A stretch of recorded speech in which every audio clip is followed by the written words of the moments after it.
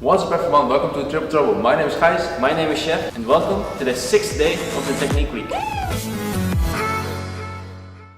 In the 6th day of the Technique Week, we are going to talk about the release, and Gijs is going to demonstrate how to do a proper release because I don't know how to. So the release is maybe the most important part of your shooting. It's not only relaxing your fingers, but it's also making the arrow and the bow go in the forward motion. So as Chef said before in a previous video about aiming, even if your aiming isn't that good, you can still fix a lot with your release. So something that's important in the release is to note that the clicker is the beginning of the shot, it's not the end of the shot. So when the clicker goes, that's an indication for you to maybe think about releasing. For most people it's just a signal like this is the moment you release. That works, but it might not come in handy in certain situations. So I like to think of it as an indication and not as a signal. So the clicker is the beginning of the shot. Gijs will now demonstrate what happens when the clicker goes. When you're shooting and the clicker goes, you don't open your fingers, but you relax them, and then your fingers will simply go backwards. So look at the fingers.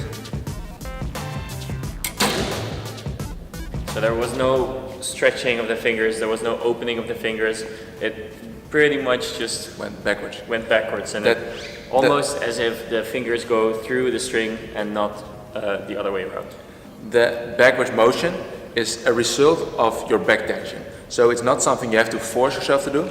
It's something that results from a proper back tension. If you have really good back tension and the rest of your shot feel is really relaxed, your hand will go backwards automatically. The next thing, which is a common mistake, as Chef just explained, is that it's the beginning of the shot. So you want to stay strong at the release, you want to actually make this hand go backwards and your front hand go forward. Yeah. So you want to move this hand and your front hand move at exactly the other direction of each other. So there's no going open, no collapse, there's just that strong, really quick motion towards the target. So what Gijs is saying, this hand and this elbow are moving away from each other right now. And that results in a straight line from the target to his elbow basically. Yep. So, like I said, when the clicker goes, nothing changes except for your fingers relaxing. So you don't pull your arm backwards because you're already pulling your arm backwards.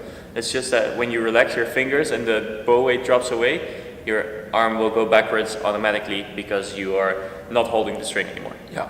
So as we explained in the video about your pre-shot, it's really important to make a really relaxed hook with your fingers. So find a finger placement that works for you, that feels relaxed. Then you just hook it on the string and pull back your bow. When you hook your fingers on the string, there is multiple ways of doing it. I previously only had the tips of my fingers on, which results in a really quick release, but in a very tensed release as well. Recently I changed it, so I basically just did this until I found a position where it just stuck by itself, and for me that's here. My middle finger, you can see that it's a bit folded, but as soon as I start pulling back, it goes into the joint, and this one stays in, and this one sort of slides off. There's no reason to be sad about it sliding off.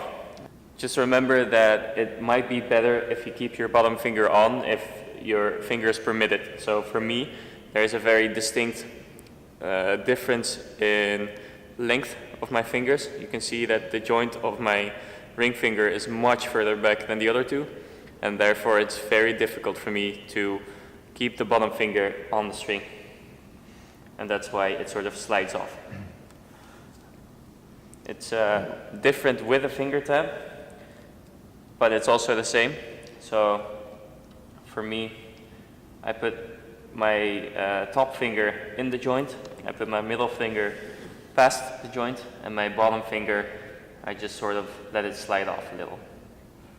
And then when I pull back, you can see that my hand and forearm are completely relaxed. A relaxed forearm means relaxed fingers, and if your fingers are relaxed, you don't have to open them, or you don't have to use muscle tension to open the fingers, and this will make your release better and more consistent. So as said before, it's really important to have one motion. You can see here the chef's bow and his elbow here, it's moving like that. There's no moment that it's retracting, it's always moving the other direction.